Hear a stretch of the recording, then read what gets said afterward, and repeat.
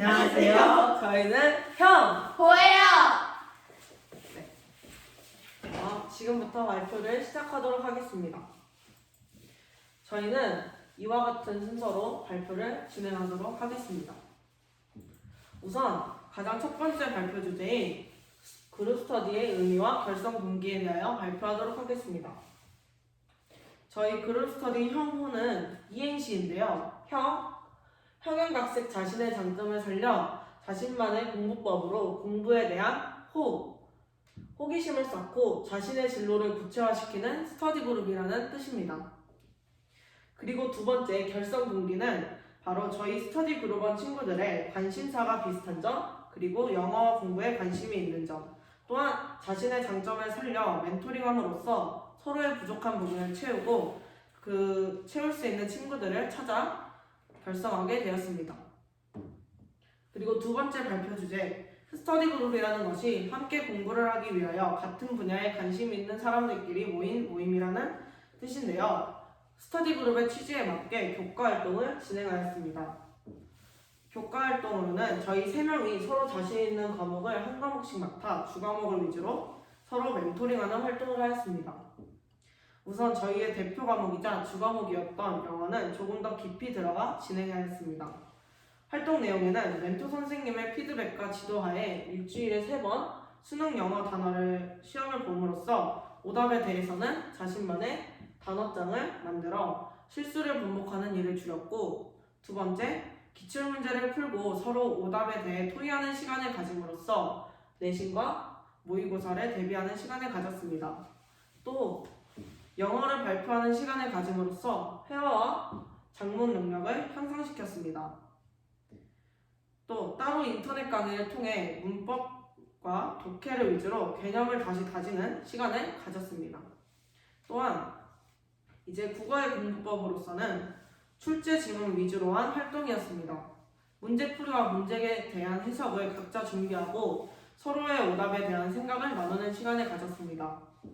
그리고 수학 공부법으로는 각자 문제를 풀고 오답에 대해 직접 판서로 설명하여 재풀이하는 시간을 가짐으로써 개념을 다시 잡고 문제 실수 반복을 줄이는 데 큰 도움을 얻었습니다. 마지막으로 저희 구성원의 공통 과목이었던 세계지리는 내신 대비를 위해 공부하는 시간을 가졌는데요. 예를 들어 유영아, 뭐였지, 그 있잖아. 나 델로스, 너가 보고타? 딩동댕. 이와 같이 언어 유희를 활용한 암기, 그리고 칠판에 직접 지도를 그려 암기하는 이미지 암기를 활동을 통해 내신에 도움을 얻을 수 있었습니다. 이와 같이 저희의 성적 그래프를 보게 되면 스터디 그룹을 결성하고 추후 향상되는 성적 그래프를 확인할 수 있듯이 매 활동이 스터디 그룹의 취지에 옳았고 효과도 좋은 것을 알 수 있습니다. 세 번째 발표 주제는 바로 비교과 활동인데요. 저희의 비교과 활동은 크게 담당 선생님과 멘토링 수업, 그리고 진로 활동, 자율 활동으로 나눌 수 있습니다. 담당 선생님과 멘토링 수업을 3차례에 걸쳐서 진행하였는데요. 우선 첫 번째 멘토링은 형호만의 독특한 활동하기를 통해 진로 프로젝트 책 제작하기, 그룹 스터디원들의 진로 설계에 대한 조언해주기 활동을 하였고, 두 번째 비교과 활동으로 진로 활동을 추진하였습니다. 진로 책 추천하기, 그리고 내신과 모의고사 등급 목표 세우기, 영어로 자기소개서 작성하는 계획을 세워 활동을 하였고요.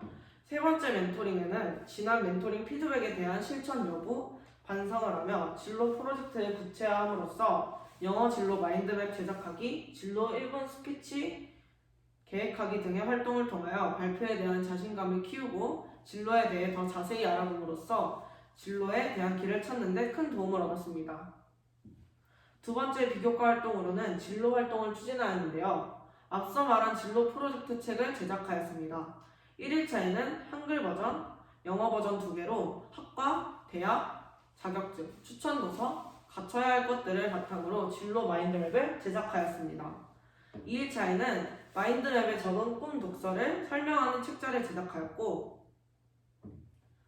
3일차에는 진로 프로젝트 책의 표지를 제작하였으며 마지막 4일차에는 제작한 프로젝트 책을 토대로 영어로 1분 스피치하는 활동을 통하여 회화, 영장 능력이 향상되었음을 느꼈습니다. 이를 통해 자신의 개성을 살리고 진로를 자세하고 세분화하여 조사한 것들이 진로에 대한 새로운 점을 알고 또 알고 있었던 점을 더 자세히 알아가는 시간을 가질 수 있게 해주었습니다. 마지막 비교과 활동으로는 자율활동을 했는데요. 자율활동은 수학여행 자유여행을 통해 활동할 수 있었습니다. 자율활동의 장소로는 서대문 형무소를 선택했고 직접 다녀옴으로써 우리나라와 우리나라 역사에 대한 애국심을 느낄 수 있는 활동이었습니다. 네 번째 발표 주제는 스터디 일지입니다. 저는 스터디 그룹 활동을 하고 구성원들이 그 시간을 어떻게 활용했고 무슨 활동을 했는지 그것을 알고 기록을 남기는 것은 정말 중요하다고 생각합니다. 그래서 저희는 그날 스터디 과목에 대해 예를 들어 영어라면 가장 어려웠던 지문 하나를 뽑아 단어, 어휘, 문법들을 세세히 한 번 더 정리하고 무슨 활동을 했는지 적으며 다음 시간에 전 시간에 했던 것을 복습하고 겹치지 않게 새로운 계획을 짬으로써 효율적인 시간 분배를 할 수 있었습니다. 또한 정리 및 반성에서는 자신이 1시간 동안 부족했던 점 또한 잘됐던 점을 적어 다음 시간에 활용하여 추후 시간이 지날수록 활동면에 대해 효율적인 성과를 낼 수 있었습니다. 그리고 2019년 그리고 2020년에 우리 5번째 발표 주제 바로 반성 및 향후 계획인데요. 우선 반성으로는 1년 동안 서로의 멘토가 되어주고 관심사에 대해 더 깊이 있게 공부할 수 있어 좋았지만 계획한 내용을 그때그때 지켜 실천하지 못한 부분이 아쉬움에 남았습니다. 또한 저희는 1년 동안 활동해 오면서 느낀 장점과 단점을 안고 2020년에도 이 구성원 그대로 그룹 스터디를 진행하여 단점보다 장점이 많은 그룹 스터디를 만들 계획에 있습니다. 2020년에는 첫 번째로 영어와 수학을 위주로 한 내신을 준비하고 수능을 위해 모의고사 또한 신경 써서 준비할 생각입니다.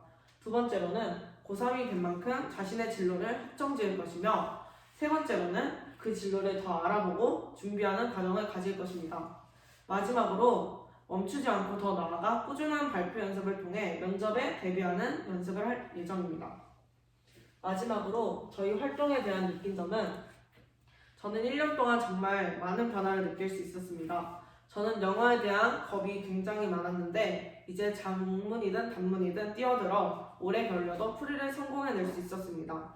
그래서 영어에 대한 친근감을 키울 수 있었고 서로 멘토링 활동을 통해 부족한 부분을 채우고 채워주다 보니 서로가 윈윈하는 결과를 낳아 정말 의미 있는 1년의 활동이었습니다. 그리고 저는 나에게 항상 어려웠던 언어 영역이 친구들과의 스터디 활동을 하고 언어 영역에 대한 호기심으로 공부한 내용의 성적이 향상될 수 있었던 것 같습니다. 그래서 1년 동안 수고한 친구들에게 너무 고맙다는 말을 해주고 싶었습니다. 어떻게 접근해야 할지, 어떻게 해석을 해야 할지 처음에는 막막하고 힘들기만 했는데 스터디 그룹 활동을 통해서 유형별로 어떻게 푸는지에 대한 요령을 알 수 있었던 유익한 활동이었습니다. 그리고 저희 영어를 알려주시고 도와주신 지영쌤, 저희 진로에 대한 활동들을 추진을 도와준 연호쌤께 감사드리고 1년 동안 같이 즐겁게 공부할 수 있게 해준 수정이 유영이한테도 고맙다고 말하고 싶습니다. 이와 같이 저희는 1년 동안 스터디 그룹 활동을 통해 배운 것이 정말 많았습니다. 우선 발표하는 방법, 듣는 일에 집중시키는 방법, 그 중에서도 가장 많이 배운 것은 영어라는 과목이었습니다.